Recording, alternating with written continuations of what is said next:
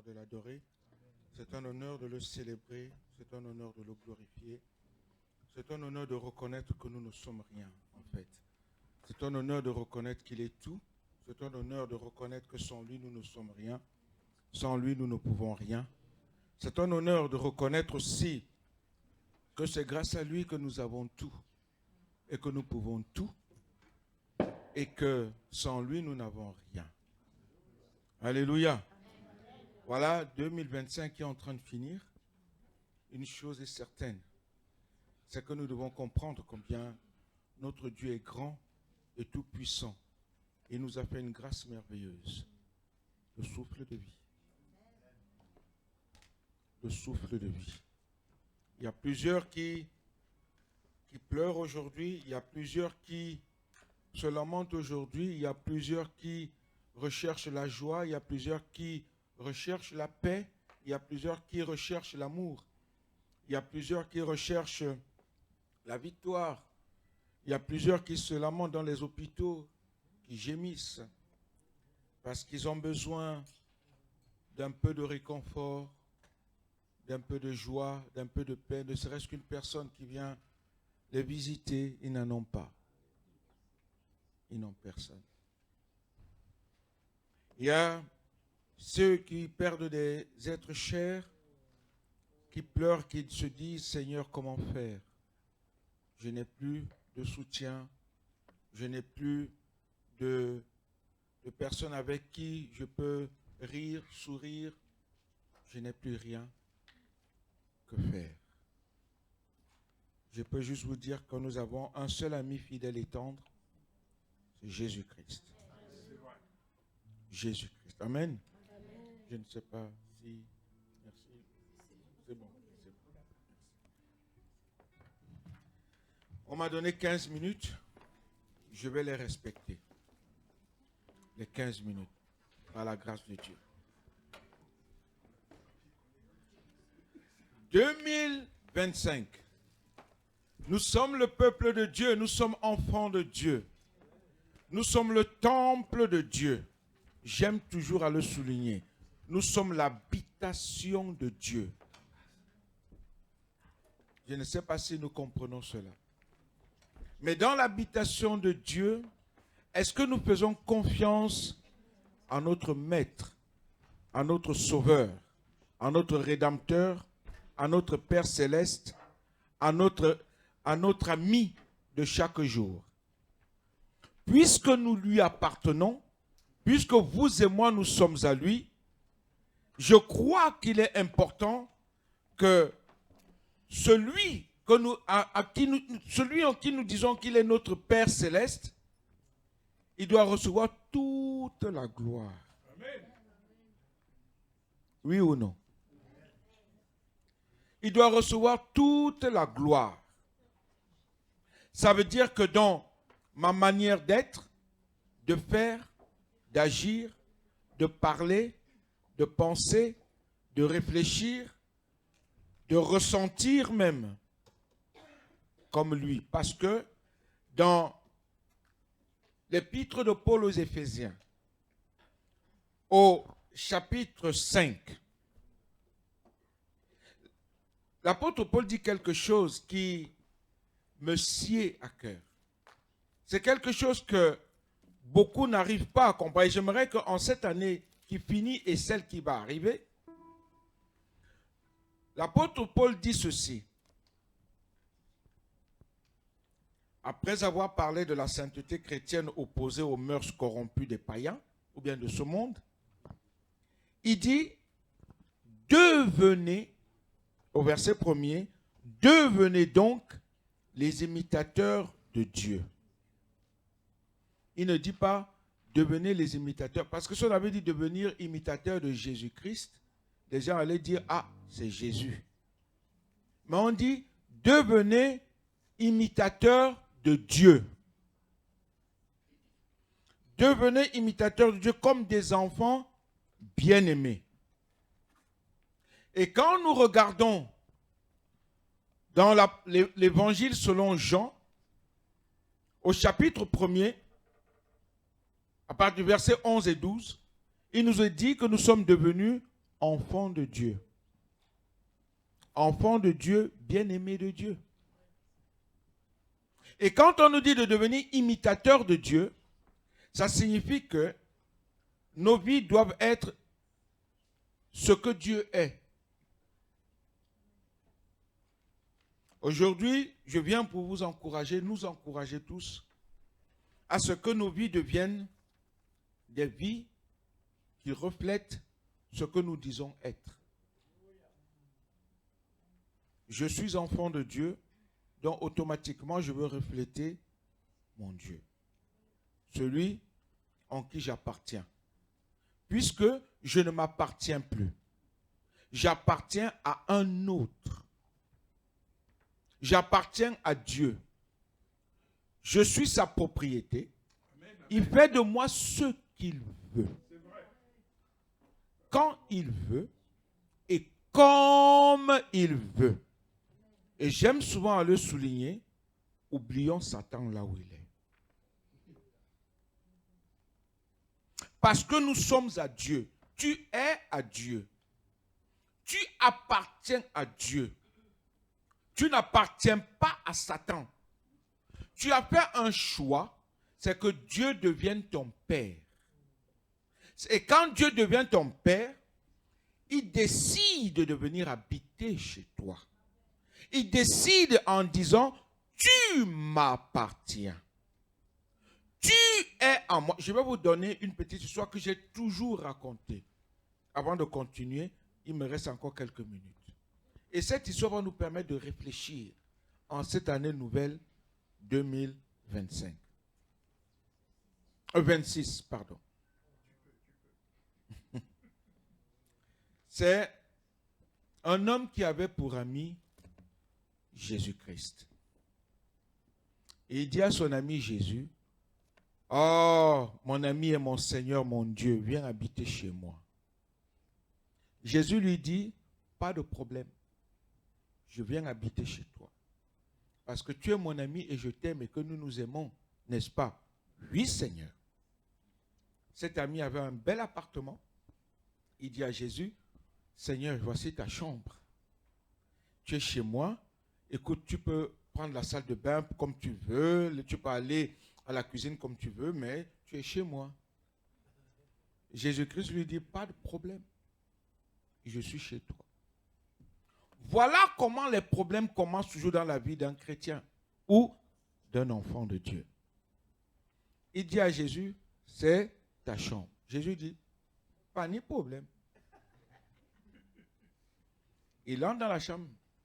Le soir venu, à une heure bien avancée, le monsieur entend frapper à la porte. Boum, boum, boum, boum, boum, boum. Le monsieur sonne, il frappe, il sonne, il frappe. Il dit, mais qui c'est qui me dérange chez moi?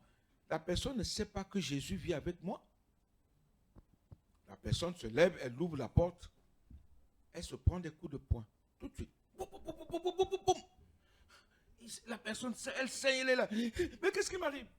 Et le monsieur qui a frappé à la porte lui dit, quand je reviendrai demain, si tu n'ouvres pas la porte tout de suite, tu vas voir ce que je vais te faire. Tu as compris?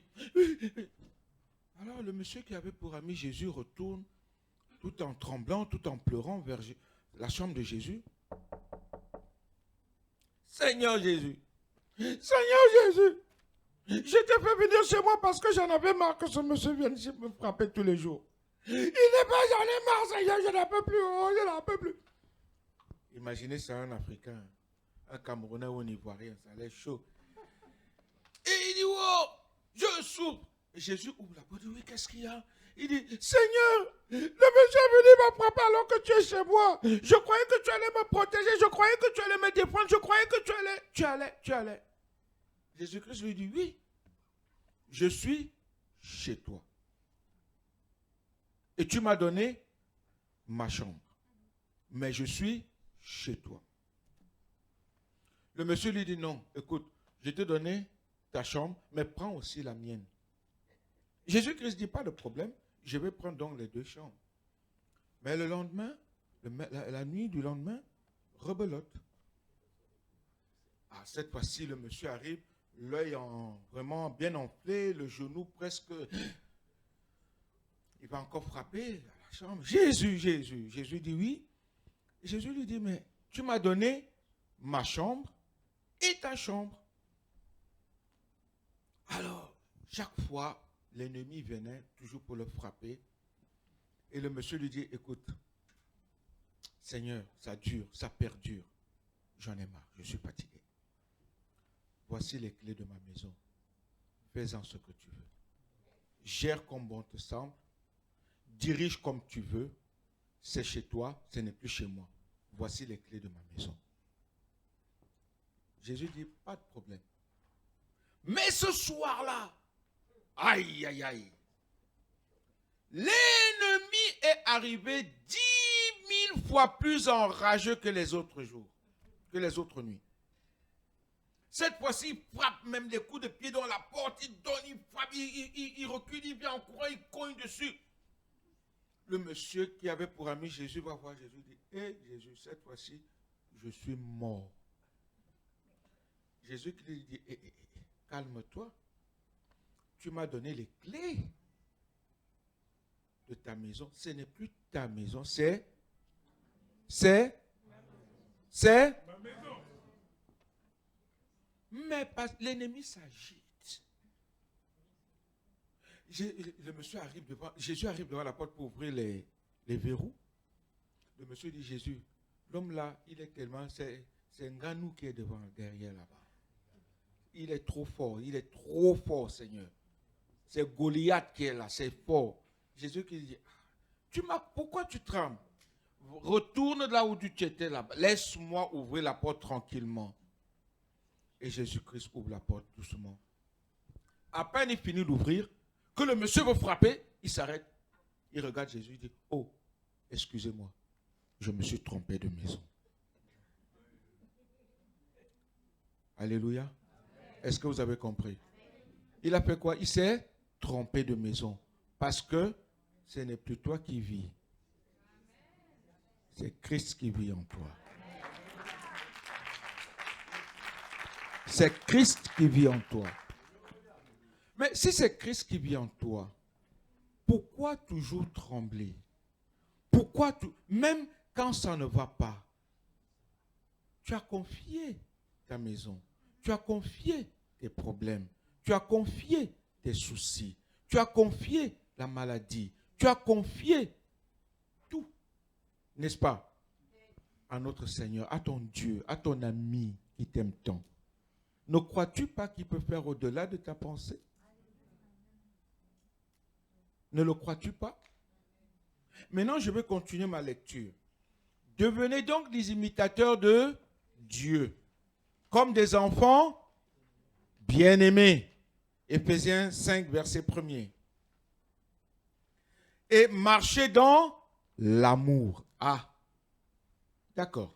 Je suis enfant de Dieu, mais je dois garder le caractère absolu de Dieu dans ma vie.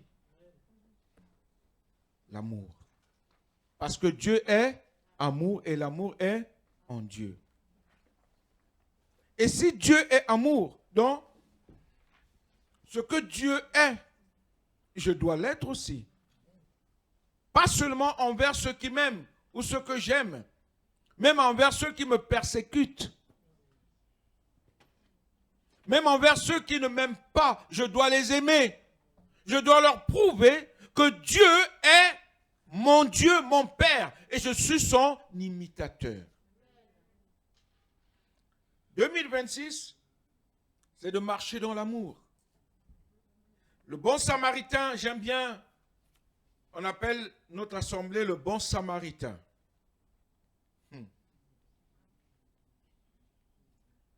Pasteur Ngob, le bon samaritain. Nous connaissons tous cette histoire du bon samaritain. Le bon samaritain, c'est quelqu'un qui était rempli d'amour, de paix et de joie.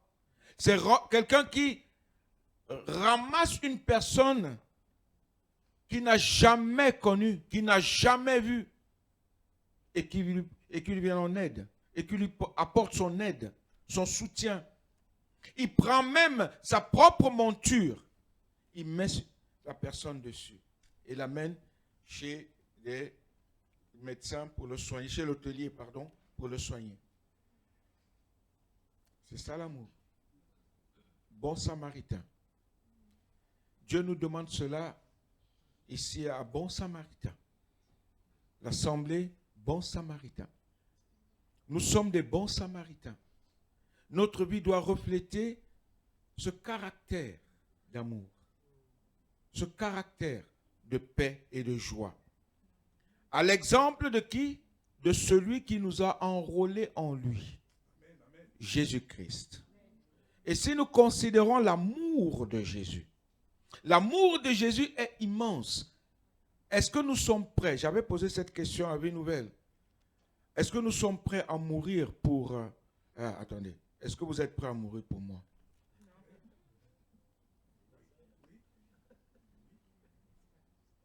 Quelqu'un entre là et dit, je vais tuer Jean Blaise. Vous dites, non, non, je prends sa place. Vous êtes prêts? Oui, mon frère. Non, soyons vrais. Hein? Ah, c'est devant Dieu que nous sommes. Hein? Nous n'allons pas d'abord essayer de préserver notre vie. On va d'abord dire, non, j'ai des enfants. Hein? Mon épouse va vivre comment?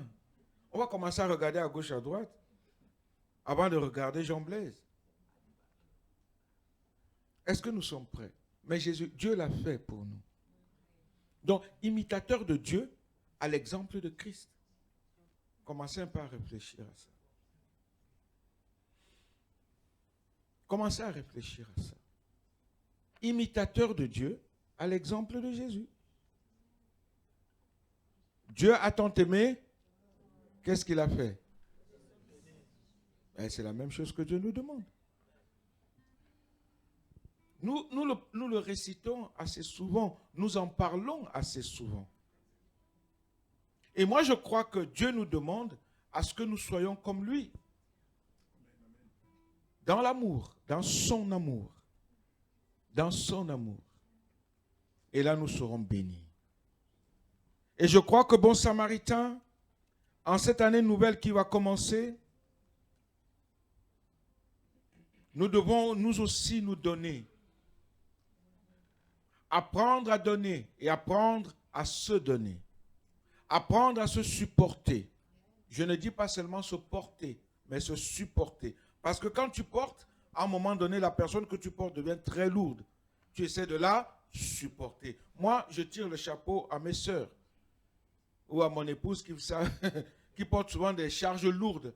Sur une main, elle marche. Le sac est plein de choses dedans. Il y a le rouge à lèvres, il y a les peignes, il y a tout ça dedans, il y a la Bible dedans, il y a tout ça dedans. Mais elle le porte comme ça. Et elle marche. Et elle est contente. Mais c'est vrai, mais c'est lourd. Hein? Mais quand on va te dire, tiens mon sac, je vais aux toilettes, quand tu prends le sac, tu descends, tu dis, qu'est-ce qui se passe? C'est souvent ça. Je leur tire le chapeau. Parce que nous, les hommes, chacun veut seulement prendre d'abord son petit sac, marcher, sa petite. On est là. Mais la femme, elle supporte tout ça.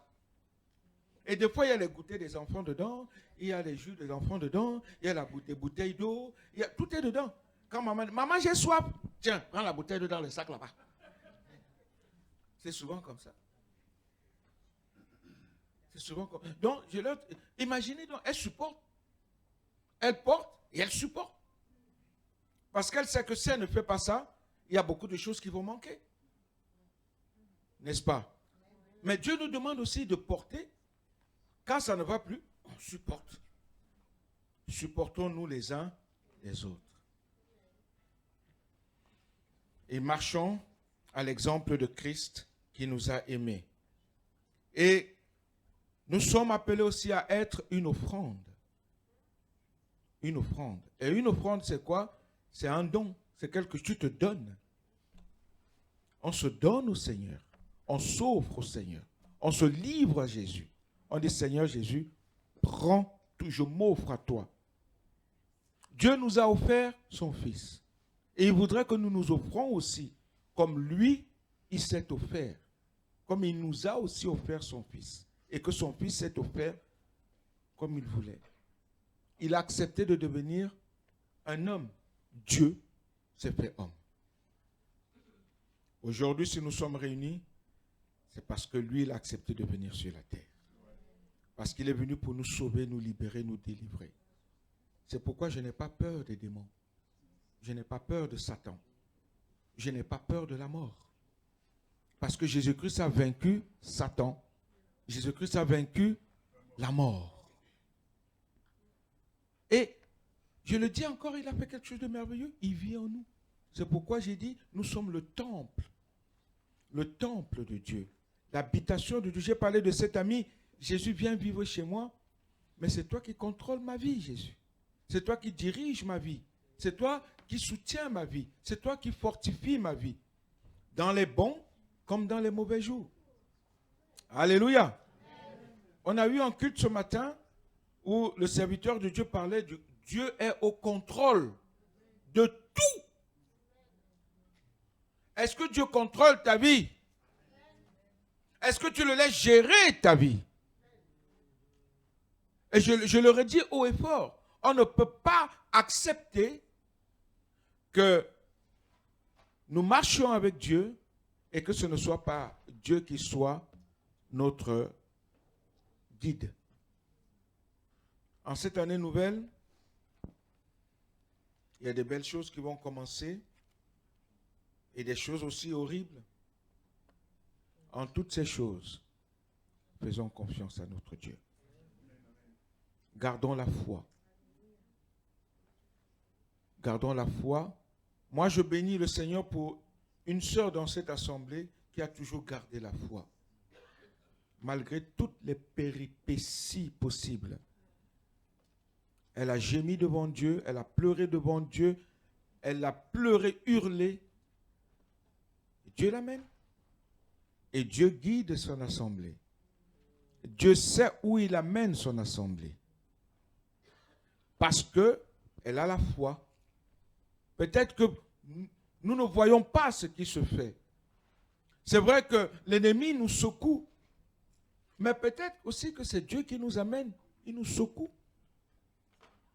Est-ce que nous acceptons que Dieu nous secoue? Les amens sont petits.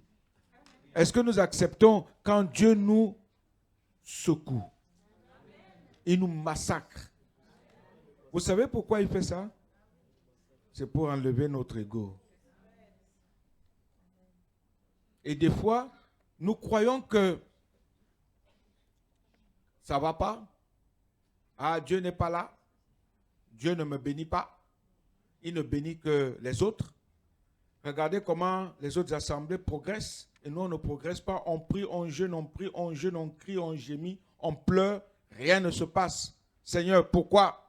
Il n'y a plus de miracle. Il n'y a plus rien, Seigneur. Pourquoi tu nous fais ça? Oh, non, on va abandonner. Ah, moi, je vais arrêter. Ah, moi, je ne vais plus à l'église. Ah, moi, je ne fais plus ça. Tu ne sais pas pourquoi Dieu t'amène dans ça. Tu ne sais pas pourquoi. Tu ne sais pas pourquoi. Parce que Dieu veut voir l'état de ta foi. L'état de ta foi. On demande de grandes choses à Dieu. Nous tous ici, nous demandons de grandes choses à Dieu. Seigneur, je veux, Seigneur, bénis, Seigneur, Seigneur. D'accord. Dieu éprouve ta foi. À la mesure de ce que tu lui demandes aussi. Et là, si nous gardons la foi, si nous demeurons fermes dans cette foi-là, nous serons bénis. Alors, je vais m'arrêter là en disant, devenons les imitateurs de Dieu comme des enfants bien-aimés et marchons dans l'amour à l'exemple de Jésus-Christ qui nous a aimés et qui s'est livré lui-même à Dieu pour nous comme une offrande et un sacrifice de bonne odeur. De bonne odeur.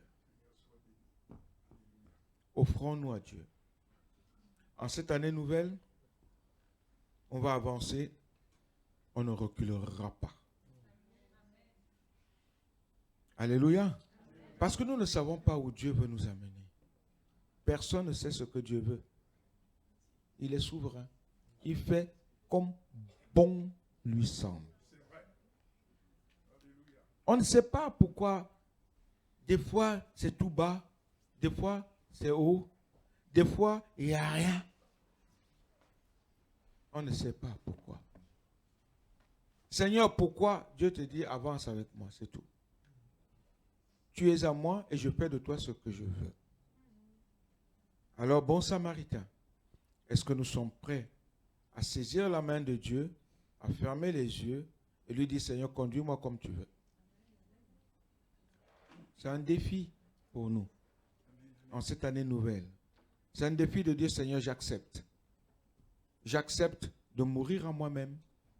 J'accepte que tu sois mon chemin, ma vérité et ma vie. Fais de moi un instrument comme bon te semble en ton Saint-Fils bien-aimé Jésus-Christ. Amen. Soyez bénis, mes chers frères et sœurs.